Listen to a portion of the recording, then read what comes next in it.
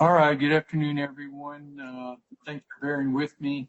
Let me see, I think we have who we need. We have counsel for the plaintiffs plural, we have counsel for defendant. Let me see, Mr. Grover, are we waiting on anybody? No, not for plaintiff, Your Honor. All right, Ms. Miller, are we waiting on anybody on your end? No, Your Honor. All right, so let me call the matter of John Frey and others versus City of Eunice. Case number D506CV 2020-825. My name is Tom Lilly. I'm a judge here in Chaves County. I've ended up with this case. Let me see, and before counsel announce your appearances, there may be others who are still on this hearing from our previous criminal hearing. You, of course, are welcome to stay on. This is a public hearing, but we're going to take up another case now. All right, now let me see, counsel, will you announce your appearances for the record? Good afternoon, Your Honor. Tom Grover on behalf of both plaintiffs who are present. All right, and am I saying there Mr. Frey's name correctly? Is it Frey or Fry, or how do you pronounce your name? John Frey and Todd Demok. All right, great. Good afternoon, gentlemen. And Ms. Miller, I'm sure I'm pronouncing your name correctly, but can you announce your name for the record, please? Yes, good afternoon. Jacqueline Miller on behalf of defendant. All right. Let me see. I've said, and thanks for showing up on a Friday afternoon, counsel. I do see, as I've indicated, Mr. Grover, I've ended up with the case, and I set a hearing as soon as I could. I guess I'm a little, not confused, but a little mystified by your request for relief.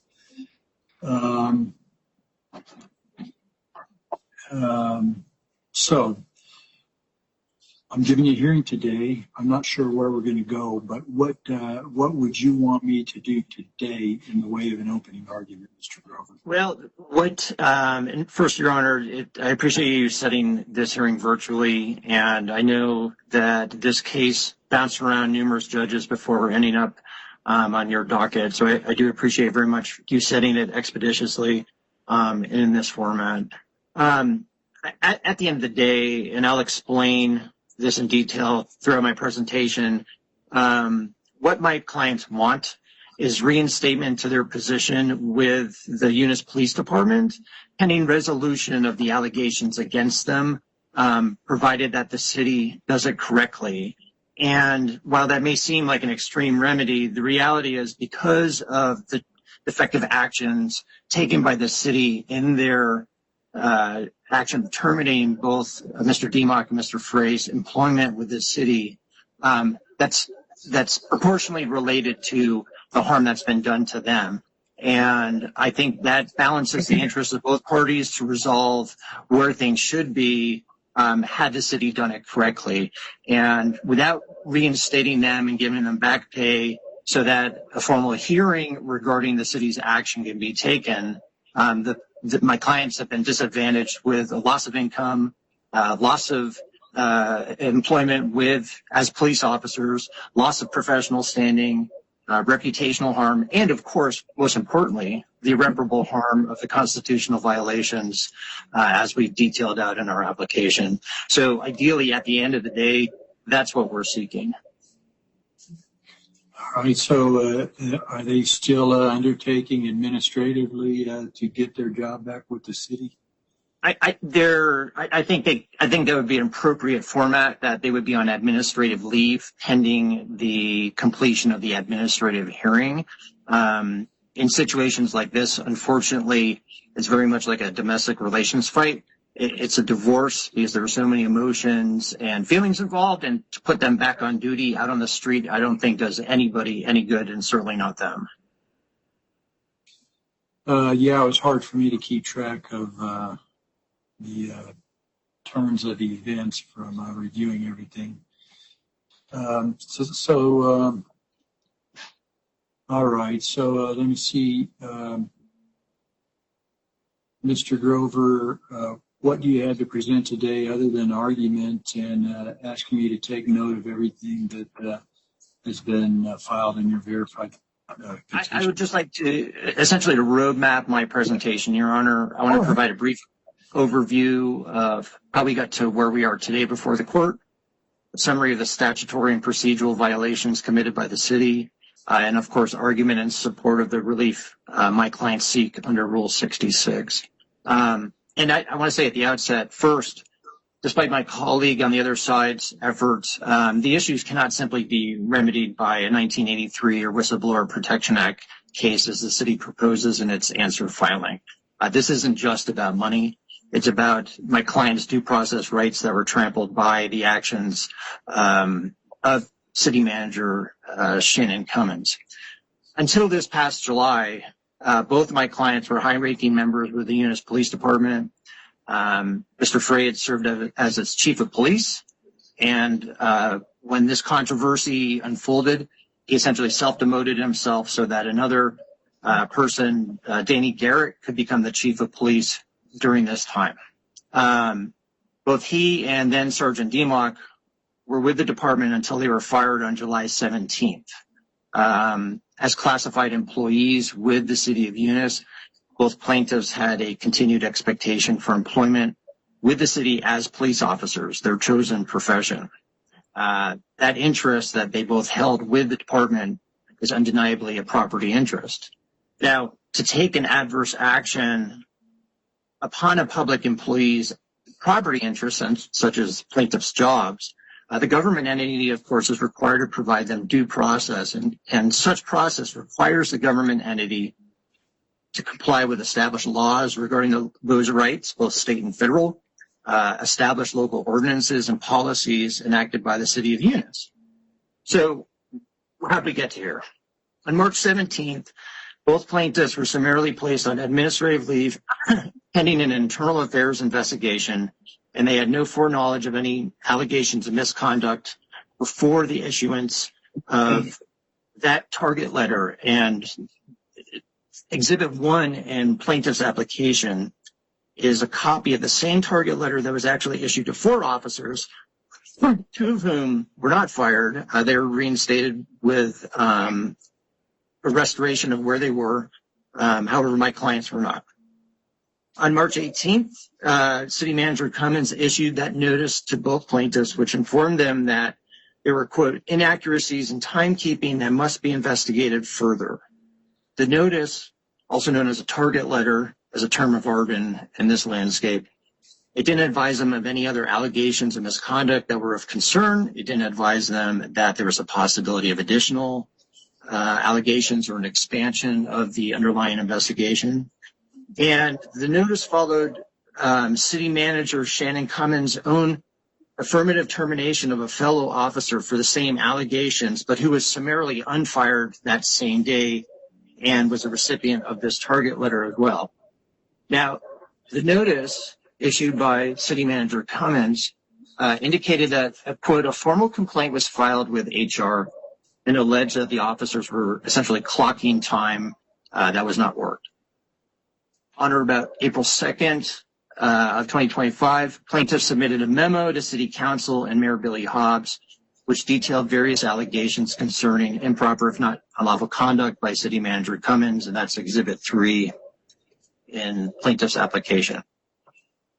Thereafter, about 2 weeks later, on April 16th, both plaintiffs attended an IA interview where they were compelled to answer questions related to the March 18th notice, as, of course, a condition of their employment.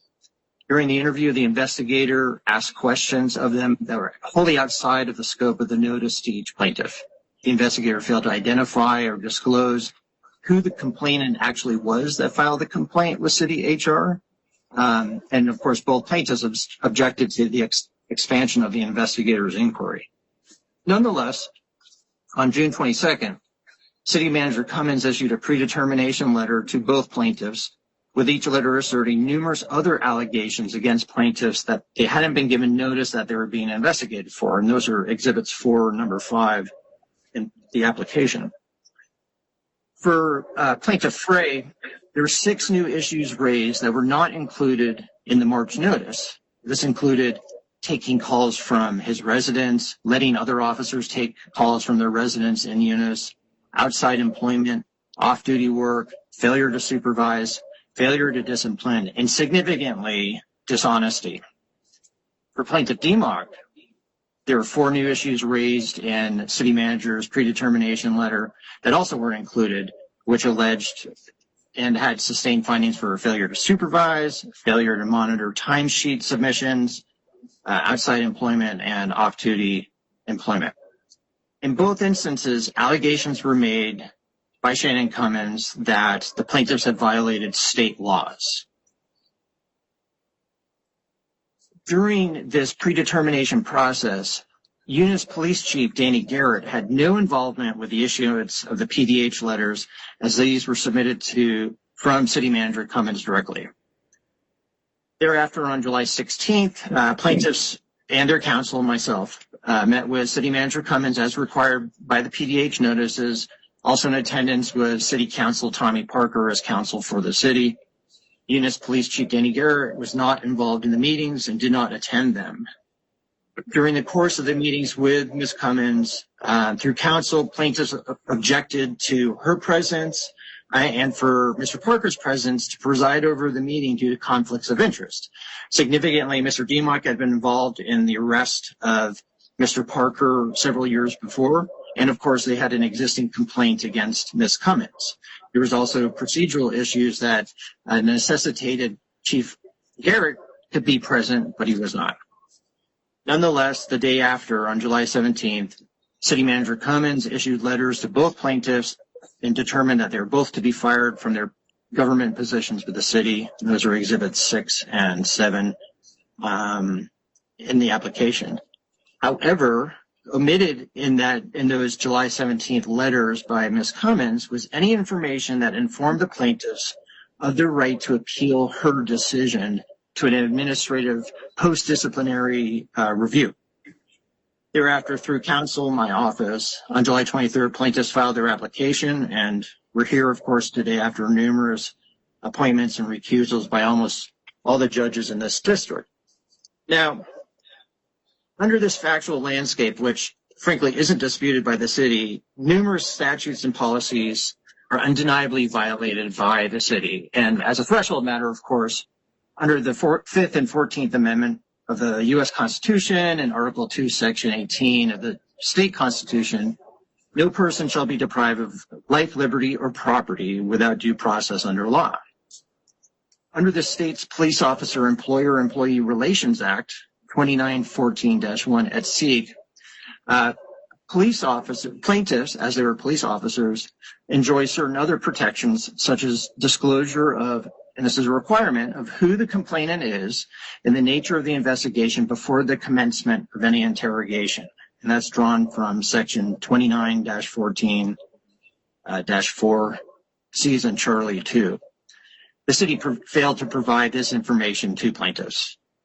Further, City of Eunice Policy Manual Section 1407 requires that when a given city employee is facing dismissal, the department head must authorize and request the city manager's approval. The department head for my clients was Chief Garrett. It was not Shannon Cummins. And Chief Garrett did not authorize the termination of plaintiffs, nor did he take part in the Laudermill hearing or the predetermination hearing held in July. Further, under City of Eunice Policy Manual, same section 14.07, quote, when an employee is terminated, the employee shall receive written notification which includes the reason for the dismissal, the effective date of the dismissal, a statement of the right to appeal the action, and a statement of any other related facts. Of importance in this matter is that Ms. Cummins failed to provide my clients with any statement about how or that they even had a right to appeal her action. Further, under Section 10-16-3C of the Government Conduct Act, government officials are required to provide full disclosure of any potential or real conflicts of interest in furtherance of their conduct, so that there's a lack of an appearance of having influence or abuse of office. Ms. Cummins should have summarily recused herself, and certainly had Mr. Chief Garrett handled the disciplinary process, not herself, and she failed to do that. Now, the defendant should be enjoined from the action that they took upon the plaintiffs, and they both should be reinstated to their positions with all back pay, benefits, and seniority. This is a proper remedy because the city violated their constitutional due process rights concerning the property interests they held with their government jobs. As a threshold matter, under Miller versus City of Albuquerque, 89 NM 503, the New Mexico Court of Appeals confirmed that when a municipality fails to comply with its own published procedures, quote, specifically by failing to give reasons for the proposed change, and failing to give notice and opportunity to prepare an adequate defense, that's a denial of procedural due process. Additionally, by the disciplinary process commencing, as the state Supreme Court held in Board of Education of Carlsbad Municipal School versus Harrell, 1994 NMSC 96, the city of Eunice implicated plaintiffs' due process rights regarding their position with the department. In that case, the court confirmed that due process protections apply to proceedings which place a property interest such as plaintiffs' positions with the department in play. Further still, the state Supreme Court has held in Foster versus Board of Dentistry that when the government takes action inconsistent with its own governing rules, such actions are simply void. And that's, from my perspective, Your Honor, certainly a remedy that's on the table for the court, where the court could simply void the action taken by the city. Now, that doesn't necessarily prevent the city from, quote unquote, trying to redo, although I would argue that the issues that the discipline was based off of are now moot, but certainly the action could be voided.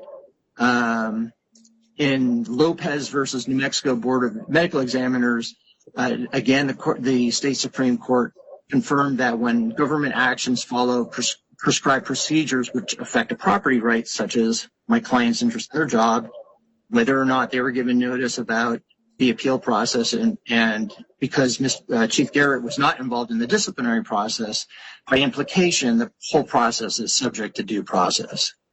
So here, the only immediate relief that plaintiffs had was to file an application under Rule 66. And that's appropriate if plaintiffs will suffer irreparable injury unless the injunction is granted, the threatened injury outweighs any damages, the injunction might cause the defendant, the issuance of the injunction won't be adverse to the public's interest, and there's a substantial likelihood plaintiffs will prevail on the merits. It's well understood, as held in Heidman versus South Salt Lake City, 348 F3D 1182, that a loss of constitutional freedoms, even for minimal periods of time, unquestionably constitutes an irreparable injury. And here, that of course is the violation of plaintiff's constitutional right to due process. Here, the city has taken action upon plaintiffs by terminating their public employment as police officers with the Eunice Police Department. However, such action by the city unequivocally violated their constitutional rights. The preliminary injunction relief as sought by plaintiffs would restore the parties to their status quo until the merits of their disputes could be resolved. The second element, a balance of hardship. The court's grant of the relief sought by the plaintiffs will impose no hardship on defendant. In balancing the hardship, the courts typically look at whether the requested injunction preserves or alters the status quo and whether it seeks the full relief that plaintiffs request. We're not necessarily asking that they be reinstated, put back to full duty. What I'm asking is that they be put back on administrative leave pending the completion of the appeal process, which is certainly in the interest of the public that government entities comply with their own policies and procedure and themselves that they follow law regarding the actions they take on their employees, especially law enforcement officers. The court's entry, the third element, public interest, the court's entry of the relief sought by plaintiffs is certainly not adverse to public interest. Indeed, it's in the public interest to save taxpayers' money in the form of to avoid additional damages. And as the 10th Circuit Court confirmed, it's always in the public interest to prevent the violation of a given party's constitutional rights, which again puts my clients right in front and center. And then finally, the issue of a likelihood of success. In a case involving constitutional rights, the likelihood of success on the merits will often be a determinative factor, and that's from Hobby Lobby Stores versus Sebelius, 723 F3D 1114. Plaintiffs are likely to succeed on the merits in this case. In this matter, the actions by the city through Cummins are facially arbitrary and capricious and wholly lack justification by her violation of the city's own ordinances, by the violation of state law regarding the Police Officer Employer-Employee Relations Act, and the disparate treatment clients received. And then finally, Rule 66 addresses whether or not clients should require bond. It's our position that no bond should be required here, even if the city were to prevail in the finalization of the termination of plaintiffs. If such termination were warranted, the city would not be entitled to any financial relief. So that makes that issue moot. And then lastly, the defendant's answer to the application insufficiently addresses the issues raised by plaintiffs. Again, the city's pivoting on the idea that plaintiffs can simply bring a 1983 action. And what we're wanting to do simply is to avoid that. If that happens, if plaintiffs don't get their injunction today, that's certainly a remedy that they have. It's something that I wouldn't want upon them. It's going to be a long, arduous process. And frankly, it doesn't restore all the losses that my clients have incurred. So accordingly, little, if any, weight should be given to the city's answer, because they fail to address the primary issues in this matter, which is that the city, through its city manager, deprived plaintiffs of their constitutional right to due process when she fired them last July. And with that, I'm happy to answer any questions you have, Your Honor. Do you have any authority? I mean, you've cited a number of cases. I haven't looked at them, but do any of them, are any of them close to this factual circumstance? That is, that the court, whether in the interim or permanently, gave someone their job back? Because I'm really wondering whether I have that authority. I think when it comes to the action by the city, you have the authority to vacate it. You have the authority to void it. You have the authority to determine that by violating plaintiff's due process rights, they've suffered irreparable injury. And under Rule 66, an injunction is certainly appropriate. And how you stylize the remedy is certainly within, your equitable power of the court.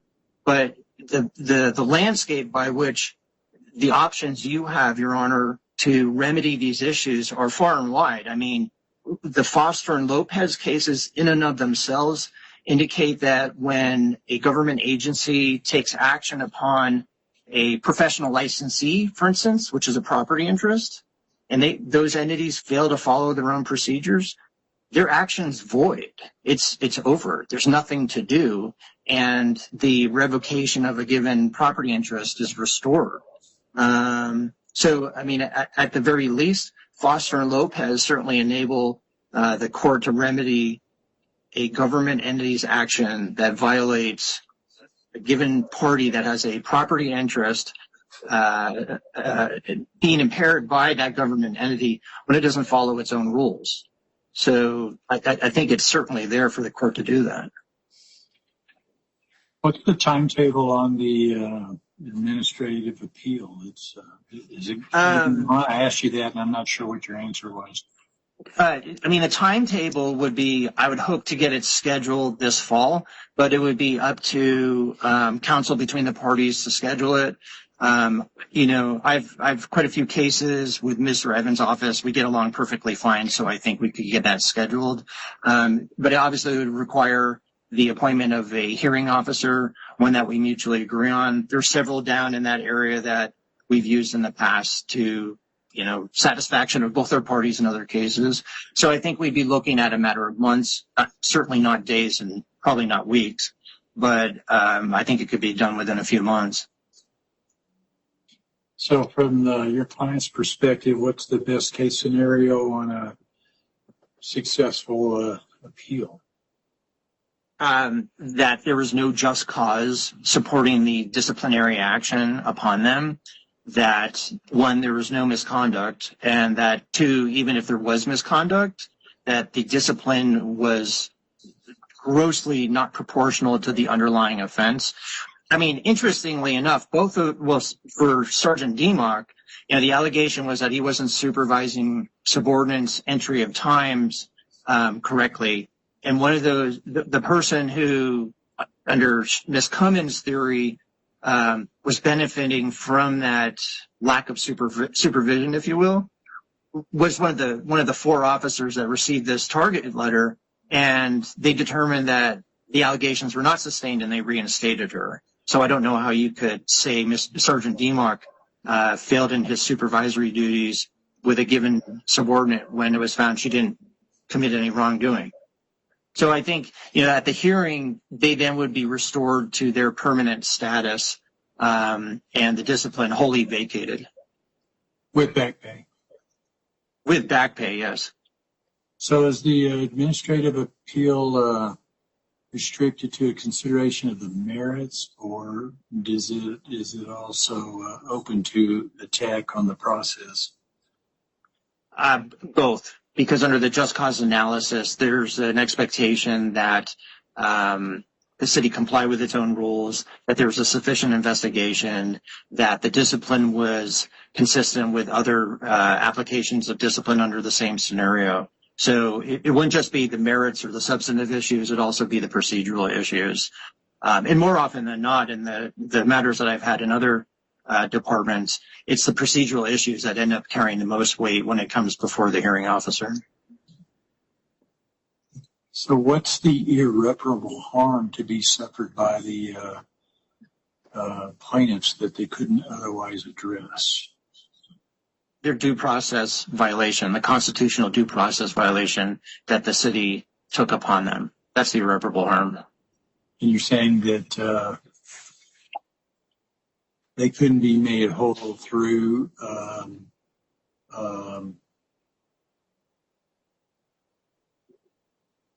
claims for damages under whatever theories or acts that are available. That's correct. Okay. Thank you. Ms. Miller, the city's response? Thank you, Your Honor. Honestly, we think it's very odd that council is seeking an emergency injunction under Rule 1-066 in this case. Plaintiffs or movants, I guess, complain about their termination from city employment. They allege procedural improprieties and that their due process rights were violated in the process of their termination. There are a number of legal causes of action that could potentially be applicable to plaintiffs' claims as alleged. New Mexico Whistleblower Act, Section 1983, the New Mexico Civil Rights Act, although none of those claims have been pled to defendants' knowledge. As our Supreme Court has stated, emergency injunctive relief is intended to preserve the status quo and prevent irreparable harm. It is also an extraordinary and drastic remedy, which must be used sparingly and only in cases where the need for extraordinary equitable relief is clear and plain. We believe that is just simply not the case here, Your Honor. Emergency injunctive relief is not an appropriate way to address employment law concerns. It seems that plaintiffs are asking the court to, I guess, order injunctive relief in the form of them getting paid leave in the interim until some sort of appeal or cause of action that is unclear is determined. So again, this just doesn't feel like a suitable factual situation for emergency injunctive relief. And again, a number of employment law causes of action and constitutional causes of action that could be applicable. And there is clearly an adequate remedy available to plaintiffs. And it is unclear why they have not chosen to pursue those remedies at this time. But regardless, emergency injunctive relief is not appropriate under these facts. In order to secure an emergency injunction, it is the movement's burden to show, one, that they will suffer irreparable injury absent that injunctive relief, that the threatened injury outweighs any damage the injunction might cause. The issuance of the injunction will not be adverse to the public's interest. And there is a substantial likelihood that the movement will prevail on the merits. Movements must establish all four of these factors for a preliminary injunction to be appropriate under the law. And we don't believe plaintiff has actually established any of these factors. Notably, we don't believe that there has been an irreparable injury alleged. Movements allege they will suffer irreparable injury because of their alleged loss of due process. However, the irreparable injury prong is not met when the movement has an adequate alternative remedy in the form of money damages or other relief. And to this extent, plaintiffs seek back pay. That's obviously something that's very recoverable in causes of action that already discussed. And multiple remedies, legal remedies are available to plaintiffs based on the allegations that they've made. And so they do have an adequate remedy available to them at law. And so we do not think their irreparable injury exists or has even been sufficiently alleged. And notably, plaintiffs seek to actually alter the status quo in this matter. And by plaintiffs' own admission, they were terminated from their positions with the city. Now they request to be kind of returned to employment. And they want the court to order a return to the status quo that existed before July 17th, 2025. And by definition, a status that existed 6 weeks ago is no longer well, not even 6 weeks from our briefing, but months now is no longer the current status quo. Well, I filed a case on July 23rd, just 6 days after they were terminated. Yes, Your Honor. Through no fault of them or our own, their case had been passed around and passed along. But I get it. I mean, we would still argue that they're asking the court to alter the current status quo. Certainly. And there is no imminently threatened injury to plaintiffs. They've already been terminated. And plaintiffs seek an emergency injunction mandating the city rehire them. Such a request would result in a hardship to the city and the public. And the city would be forced to employ these individuals whom the city believes should no longer be employed in those positions. The city has made that determination. Plaintiffs, of course, are welcome to challenge that determination through an appeal or challenge claim a violation of their due process rights through causes of action. But we believe that mandating the city to reemploy individuals which have been terminated for cause poses a risk to the public at large. And the fourth factor. Tell me what that risk is again. So based on my understanding, and again, we're dealing with facts as alleged by plaintiffs in this case, but there's allegations of time fraud on behalf of these defendants and potentially other allegations of wrongdoing that served as a basis for the city to terminate their employment. The city made that decision thinking that to protect taxpayer dollars, to protect the public and EUNICE, and forcing them to reemploy individuals that have been terminated based on valid concerns, I do think endangers the public. All right, thank you. I interrupted you. Keep going. Oh, no. Please do whenever you need to, Your Honor. And the last factor asks that there's a substantial likelihood the movement will prevail on the merits.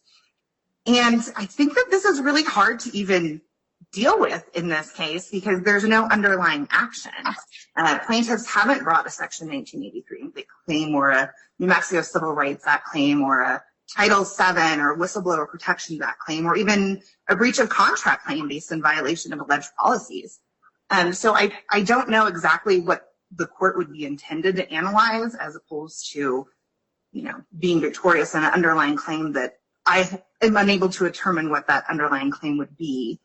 And even if they were to bring an employment law claim or a constitutional claim against the city would undoubtedly strongly contest that. And we do not believe that even if we assume plaintiff were to bring a civil rights action or an employment law action, that there's a substantial likelihood that they would prevail on the merits of that claim. Again, emergency injunctive relief is a drastic and extraordinary remedy. And it's only available when the need for relief is clear and plain. And we don't believe that that's the case here, Your Honor. Thank you for your time. All right, thank you. Mr. Grover, your response. I think it's interesting that counsel for the city referenced a claim of action under the State Civil Rights Act that the plaintiffs could pursue. An employment action is specifically precluded under the State Civil Rights Act, so that's off the table. And even if it were, whether it's the state form or 1983 case in court or Whistleblower Protection Act case, it doesn't remedy the issue that the city violated plaintiffs' due process rights in its action upon them. Had the city followed its procedures, had it disclosed to them with the target letters what the allegations were and investigated those issues properly so that plaintiffs could have come forward with disputing evidence contrary to those allegations. If the city had had Chief Garrett preside over the PDH hearing as it was required to, instead of having someone who obviously had a conflict of interest because of a complaint submitted by 4 officers against her, which is what Ms. Cummins did, if the city had provided information about the appeal process, which according to the city's own rules and regulations, the time to filing that appeal has run. If the city had done all those things, we wouldn't be here because it would just be an issue on the substantive elements of the case. But we're here because of the city's breach of any number of ordinances, policies, and laws. And that's why the extraordinary relief under Rule 66 is appropriate. And significantly, we're not seeking for permanent reinstatement. We want them reinstated so that they can appeal the city's action, and that's the remedy to address the city's action. But I don't think the city should be rewarded by just saying, okay, we'll let these guys do their appeal, but they get a pass on getting back pay and seniority and benefits pending the outcome of that appeal. Now, obviously the court can decide what time frame's appropriate, direct the parties to engage and meet and confer to resolve some of those issues out. But I think given the landscape that the city's action flowed from and the way they took it, where these 2 officers, veteran employees with the city, had their right to due process trampled over by the city, not following its own procedures.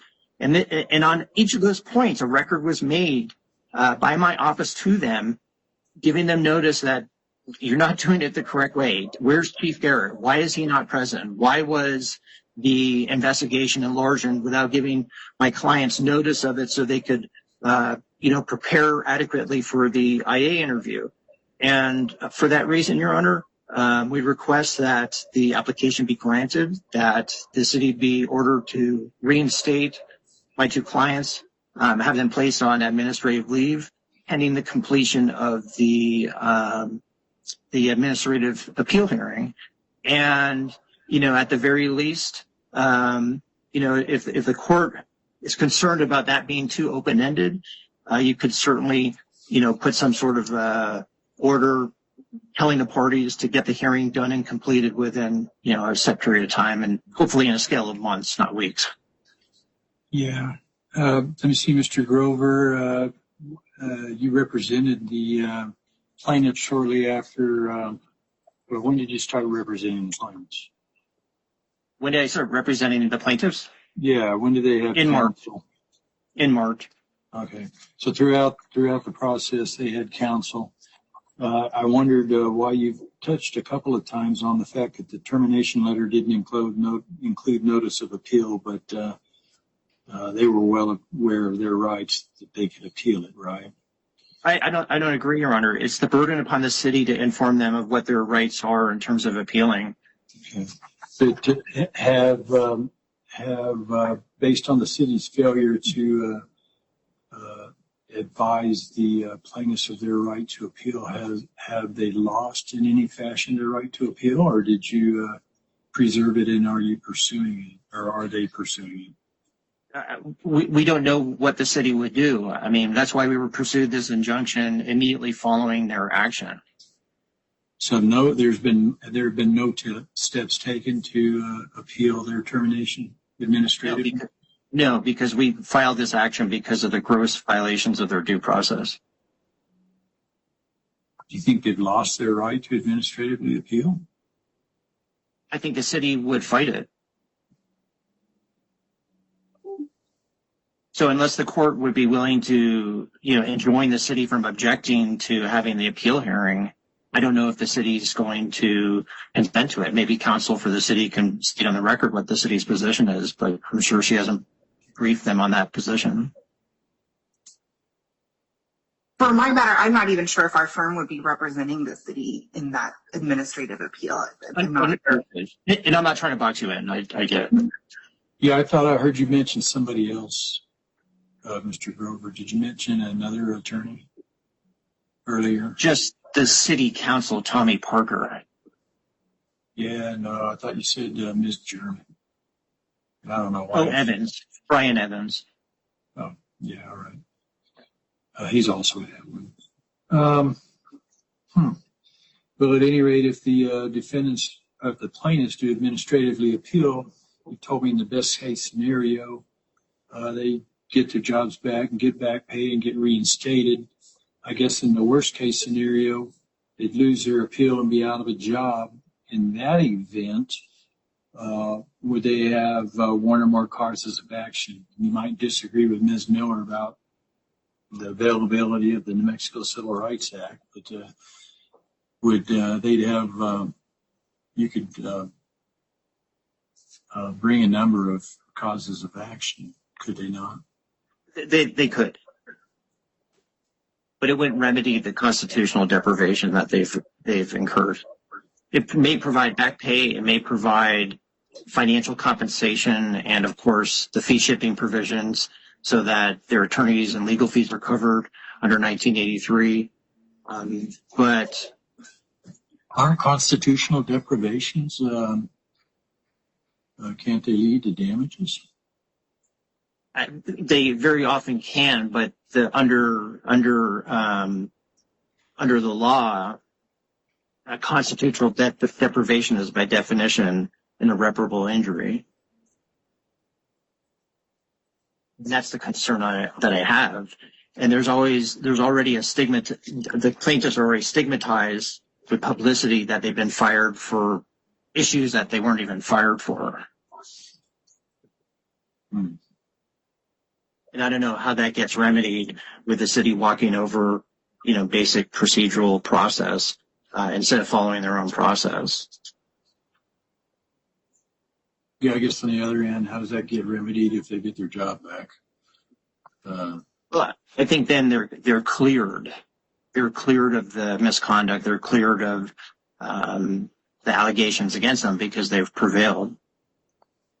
But this application provides them a means by which the city faces consequences rather than my clients having to endure ongoing consequences because of the city's failure to comply with its own rules and procedures. Is Miller or Mr. Evans, whoever prepared the city's brief, cites Grisham versus Romero as the appropriate framework to consider whether the court should issue injunctive relief. Do you agree that's the appropriate analysis?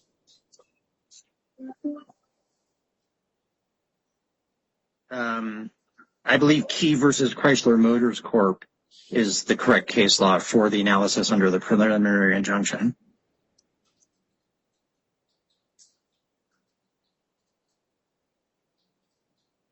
I guess I'm troubled by just the bear. I certainly don't mean to minimize anything the officers are going through, but the bear request for relief simply a preliminary injunction, not in the context of some other kind of claim.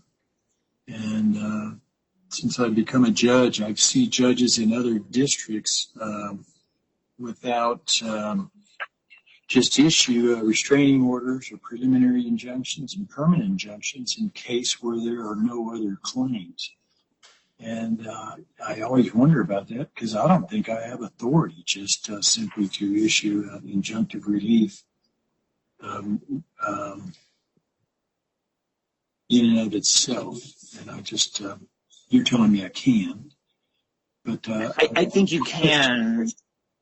And I think it's appropriate because it's a remedy that, in theory, resolves a lot of issues that otherwise are going to be drawn out. And it provides consequence upon the government actor, that being the city, for what they did to my clients. Now, if the government had followed its rules, had done what it was supposed to do in the proper way, we absolutely would not be here. I mean, the vast majority of my cases involve law enforcement officers facing either disciplinary actions by their employer or sanctions at the law enforcement academy. And the law enforcement academy, let me give you a for instance, when they issue an order revoking an officer's certification, if they fail to provide language on how that officer can appeal that action to district court, Foster and Lopez immediately apply and subject that order to being voided. And that, that frequently comes in the form of a Civil Rights Act case, which is an appropriate remedy when there's that issue. But here, these guys don't have the remedy under the State Civil Rights Act to fix that constitutional violation. Of course, they could go through with litigation on 1983, but we still have the issue of the constitutional violation not being voided and the irreparable harm that's been caused to them. So it's not just, an issue of, cash, for lack of a better word. It's also their standing, their professional reputation, and a consequence for the city's action upon them. It just seems premature. It just seems premature.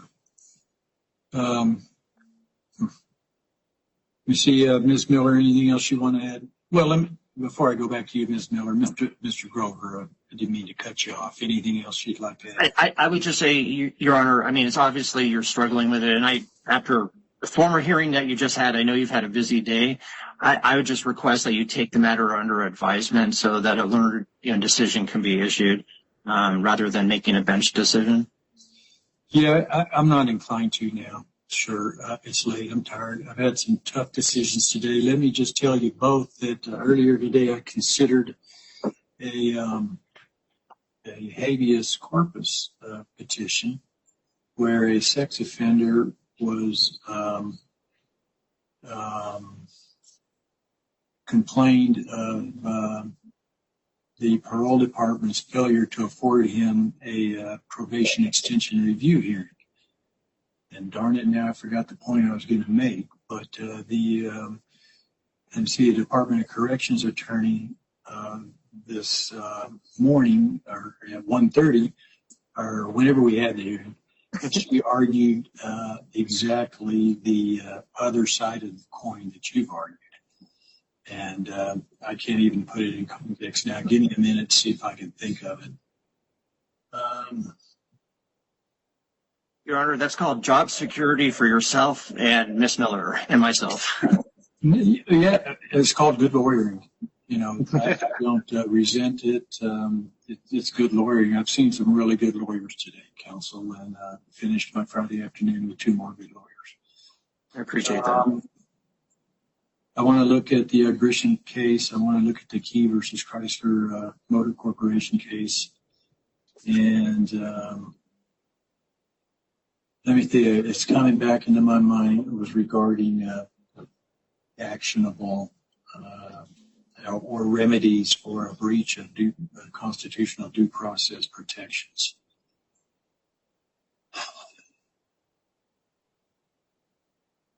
I forget what it was. I should have interrupted you, Mr. Grover, but you were on a roll, so I didn't interrupt you. All right, let me see, Ms. Miller, anything you want to add? I think the only thing that I would add is I know Mr. Grover has mentioned multiple times an argument that any constitutional violation is irreparable harm. He mentioned that in his briefing as well and cited to some federal case law. I looked into that. I wasn't able to find any New Mexico case law speaking to that particular issue, and it seems even in the 10th Circuit, it isn't a mandatory determination that irreparable harm occurred outside of the First Amendment context, basically. Anyway, I just kind of wanted to point that out. I know that's persuasive authority that Mr. Grover is relying on in part, and just wanted to point that out. And I think that's all I have, Your Honor. It does occur to me that, Mr. Grover, I think I've heard you speak before, and I was hoping you were going to tell me that you're successful on these kind of restoration of jobs pending administrative appeals a bunch of times, and I was hoping you were going to cite me to something where you've tried this approach with some success previously, have you? I have not. That's what makes this matter so peculiar, because I've never seen a government entity commit so many procedural violations. I mean, sometimes, there's argument over, well, he was given notice in the target letter of A and B, and then the investigator, threw in C or something like that. Sometimes an issue does come up during the investigation that, from my perspective, warrants additional investigation, not tacking it on. But I haven't seen a case like this where there were so many procedural violations where, from my perspective, this was the best way to head off what was going to become a much more extended, involved issue for my clients. Well, I guess I'm a little mystified why the administrative appeal process hasn't begun. I fully expected the city to provide that information. I can tell you those PDH meetings were beyond contentious. I had the city attorney threatening to sue me because of a record I was making. I mean, I can't tell you the last time where I had a client who had actually arrested the attorney sitting across the table from us. So there are so many unique aspects to this matter. And Frank, in many ways, it's a great case for an attorney, but I don't want that for my clients. I want them to move on with their life and put this behind them rather than spending all their time in court. Yeah, I know, and you touched on that when you talked about, well, I could file civil rights action, and I could sue for this or could sue for that. I understand you're trying to take the shortest route to some acceptable process at a minimum. Yes, sir.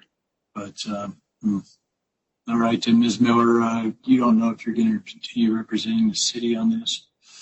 As far as I know, we will be continuing to represent them in this matter, and I believe there's another IPRA case that plaintiffs have filed against the city that we're representing them in. In terms of an administrative appeal, I have no knowledge about our involvement with that, Your Honor, and I apologize knowing more. Okay. Yeah, maybe it'll continue to be Mr. Parker, but I doubt it. All right, Council, I'm not going to make a decision today. I appreciate your understanding, and let me see, Mr. Frey and Mr. Dimok. Demic, Judge. Demic. All right, I'm trying to make it too hard. I understand you're going through a stressful time, but it's going to take me more than a day or two to come up with what I think is a decision under the law. I do have, and here was a point I wanted to make earlier, and I didn't, but Mr. Grover, I do agree I have a fair amount of authority to act in equity, but only that's when I've exhausted the remedies of law. So Judge Hudson's always telling me, beware of those who ask you to exercise authority you don't really have, and or exercise authority when you shouldn't. So kind of governs the way I think when I remember his words of wisdom. All right, if there's nothing else, we are in recess, so you are free to log off. Sorry it took so long. We got started so late, but y'all please have a good weekend. Thank you, Your Honor. Thank you, Judge. Likewise. Thank you, Your Honor.